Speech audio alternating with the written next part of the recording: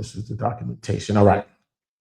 What is an appellate brief and how does it work? An appellate brief is the written argument filed in an appeals court. Here's what goes into one and how the process works. An appellate brief is a written legal argument submitted to a higher court asking it to change or uphold a lower court's ruling. In federal appeals, the rules governing what goes into an appellate brief, how long it can be, and when it must be filed are spelled out in the federal rules of appellate procedure.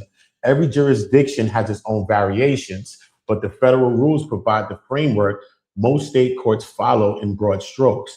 Understanding the structure and deadlines matters because a brief that arrives late or ignores formatting requirement can sink an otherwise winnable appeal. Now, what an appellate brief actually does. An appellate brief is the primary way that you communicate your legal arguments to the judges deciding your appeal. And they say basically when it comes to the appeal, it's less about them arguing, it's less about what you're saying in court, and it's more about this and them reading this. So this is going to be based on what they decide, right?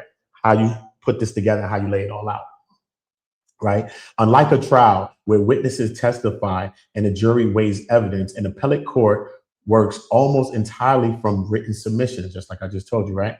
So the judges read the brief, review the record from the lower court, and decide whether legal errors occurred. Your brief is where you make the case that the trial judge got the law wrong, misapplied it, or made a procedural mistake that affected the outcome. The appellant, the party who lost below, bears the burden of demonstrating that the lower court has made a reversible error.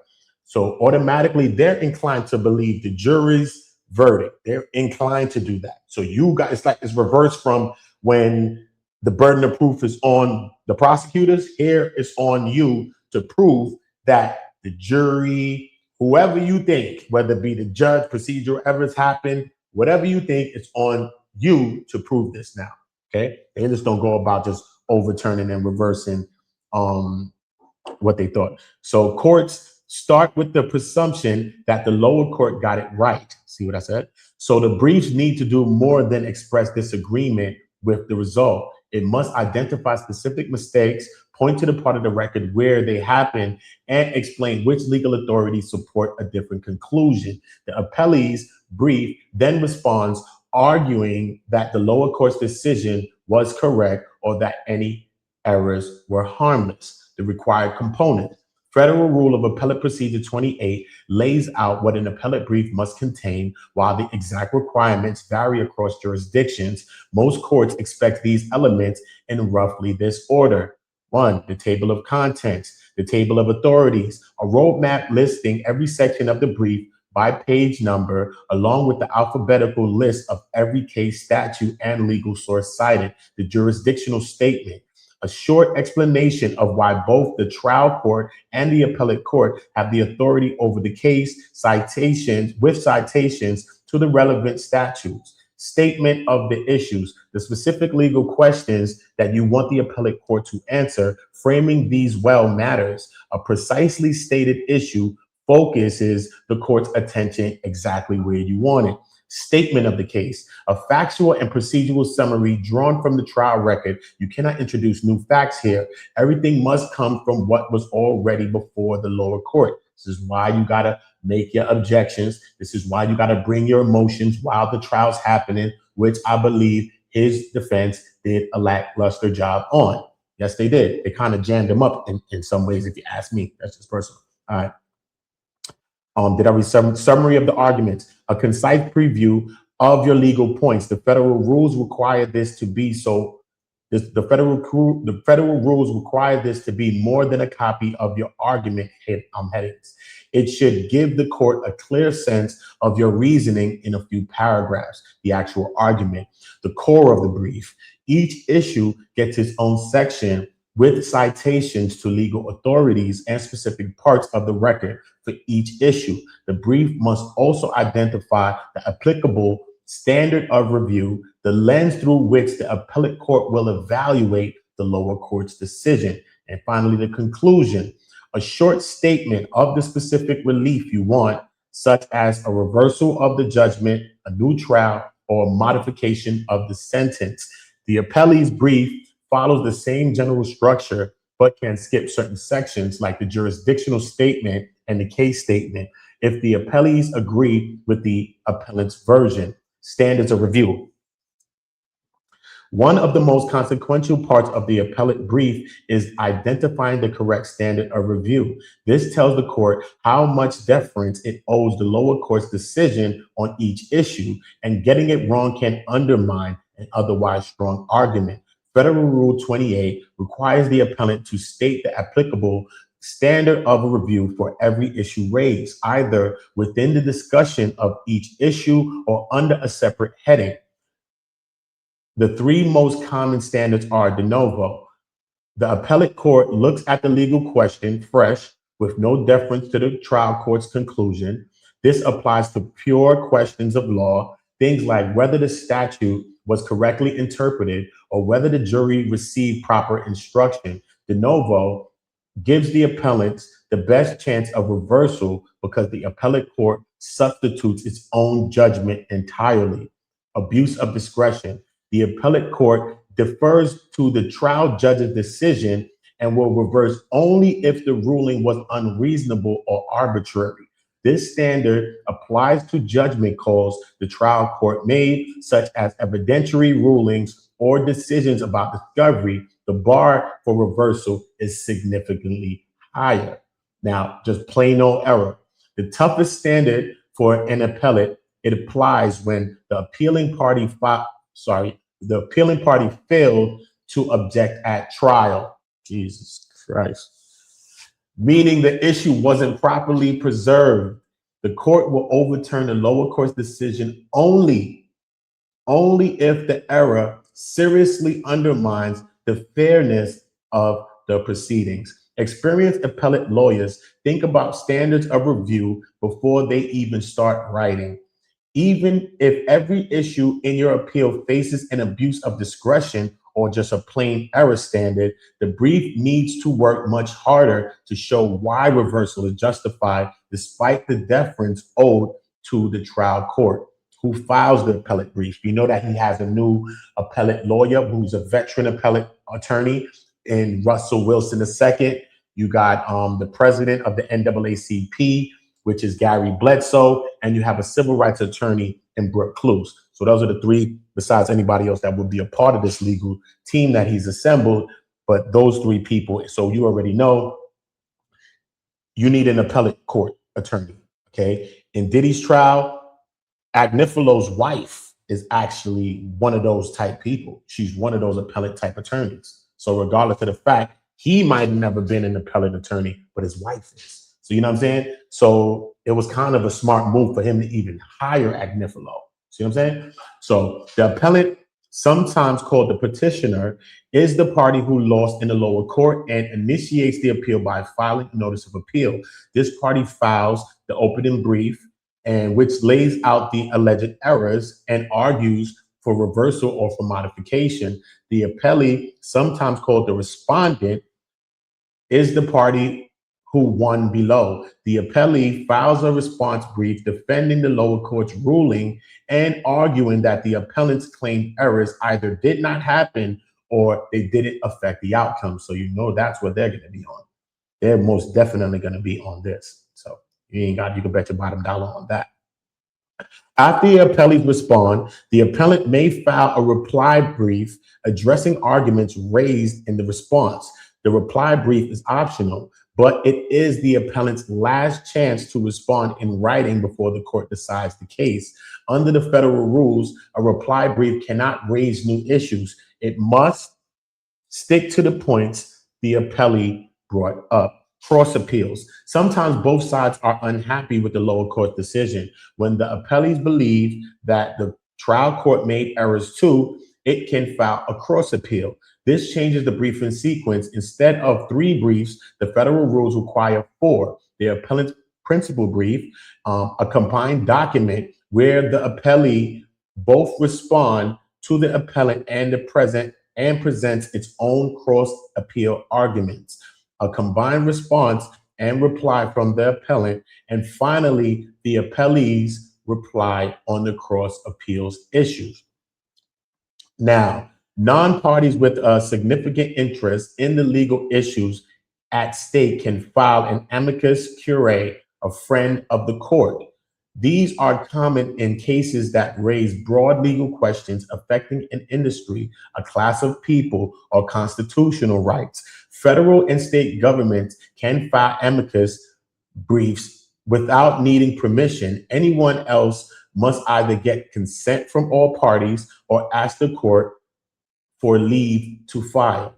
So explaining their interest in the case and why the brief would help the court reach the decision. Now, filing deadlines. Appellate deadlines are rigid, and the clock starts ticking earlier than most people realize. In federal civil cases, you have just 30 days from the date that the judgment is entered to file your notice of appeal. I think in Karmelo's case, it was they filed it within like 3 days, but I think you have up to 14 days, if I'm not mistaken, right? Something like that. So in criminal cases, the window shrinks exactly to 14 days. Missing this initial deadline usually means losing the right to appeal altogether again. But we already know they filed it like within 3 days. So they got that right out the way. Okay. But if he missed this deadline of 14 days, you can't even appeal, which is crazy. Once the appeal is underway and the record from the lower court is assembled, the brief schedule begins under Federal Rule 31. The deadline run as follows. The appellant's opening brief due within 40 days after the record is filed with the appellate court. The appellee's response brief due within 30 days after the appellant's brief is served. The appellant's reply brief due within 21 days after the appellee's brief is served, but must be filed at least 7 days before the oral arguments. Now, in cross appeal cases, the appellee gets 30 days after the appellant's principal brief to file its combined response and cross appeal brief. And the appellant then gets 30 days to respond to the cross appeal and reply. The state courts set their own briefing schedules, which can differ subsequently from the federal timeline. Consequences of missing a deadline. If the appellant fails to file a brief within the time allowed, the appellee can move to have the entire appeal dismissed. If the appellee is the one who misses the deadline, the consequence is different but still serious. The appellee will not be allowed to participate in oral argument unless the court grants special permissions. Now, this is where many appeals quietly die. A court may issue a warning and set a firm dismissal date, but once the case is dismissed for failure to brief, getting it reinstated is an uphill fight that typically requires showing exceptional circumstances. Word limits and formatting. Now, the appellate courts enforce strict length and formatting requirements under Federal Rule 32. A principal brief, whether the appellants or the appellees, cannot exceed 13,000 words. A reply brief is capped at half of that, 6,500 words. If you use word count rather than page limits, the brief must include a certificate of compliance certifying the documents meet the type volume limitation and stating the word count. And you have to state the word count. As an alternative to word count, the federal rules allow a page-based limit to 30 pages for a principal brief and 15 pages for a reply. Most practitioners choose the word count route because it provides more space. Now, the rules also specify typeface requirement, margin sizes, and binding, details that feel bureaucratic but will get your brief rejected if you ignore them. State appellate courts have their own formatting rules, which may set different words or page limits. How an appellate brief differs from a trial document. The biggest difference between an appellate brief and the documents filed during a trial is that an appellate brief cannot introduce new evidence. A trial brief presents facts that haven't yet been proven, arguing to a judge or a jury about what the evidence shows. An appellate brief works from the existing record, the transcripts, the exhibits, and filings from the proceedings below. Federal appellate courts treat this as a firm rule. They will not consider new evidence raised for the first time on appeal, or facts that weren't before the trial court when the challenge ruling was made.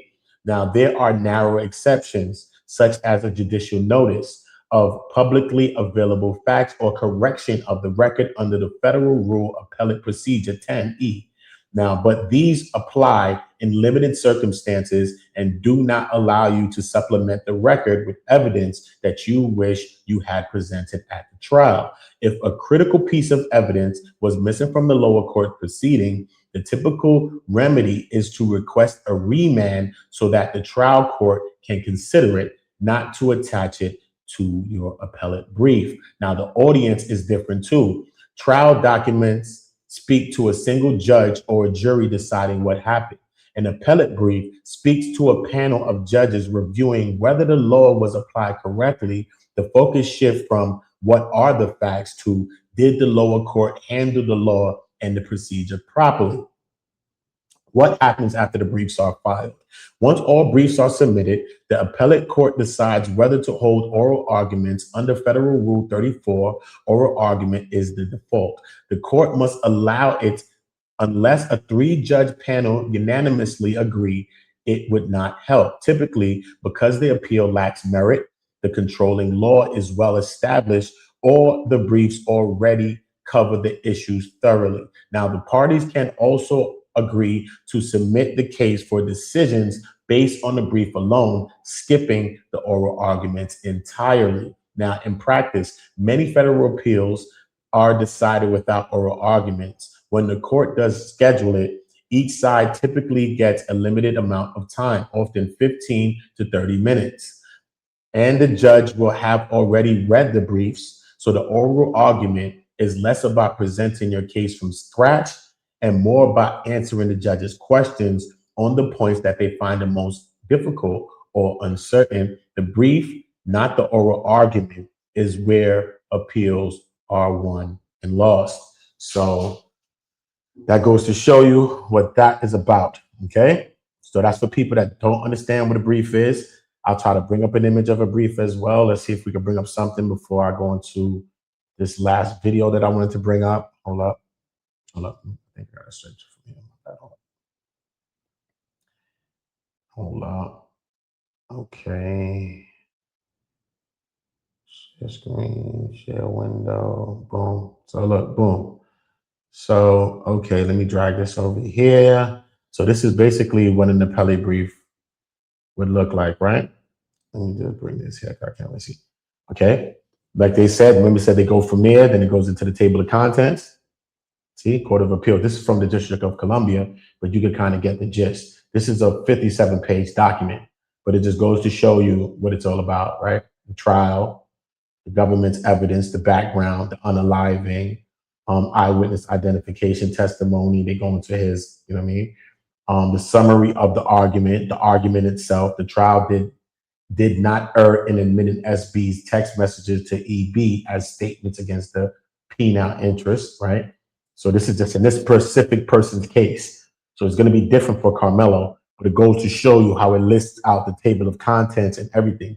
This is saying there was no error or any error was harmless. It kind of breaks that down, right? The table of authorities as well as the table of contents, right? Cases that you will be citing, stuff like that, right? It saves people time, right? Statutes, going to the statutes. This is in DC. Remember, District of Columbia. This would be from Texas because it's Karmelo Anthony situation. See, and then they go into the issues presented. Boom. See how I kind of break it down.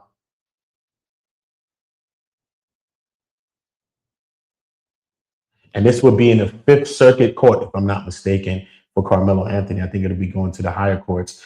And I think it'll be going to the Fifth Circuit Court. Okay. See the trial itself. They go into the trial, the government's evidence, the background. So it kind of looks like how the transcripts would look of the actual trial, but it's not going into bringing up really new facts. It's just going into what happened at trial and things that were presented at trial and any procedural things that happened wrong or whatever the case. They start to break it down from there. They're calling into question the eyewitness identification testimony, right? So they could call anything into question that they feel went wrong with the case. This is another person that was at the trial, at his trial, this person's trial. Just kind of skipping through it so y'all could get a summary of the argument. The trial court did not err in admitting SB out of court text messages to EB as statements against the penal interest when read in the context with SB's earlier face-to-face confession to EB that he and MH had unalived GW. These texts were not ambiguous and instead demonstrated SB's consciousness of guilt and exposed him to criminal liability. SB made no attempt to minimize his conduct or shift blame onto MH in either his face-to-face or his text communications with SB, and thus his admission of guilt to EB were truly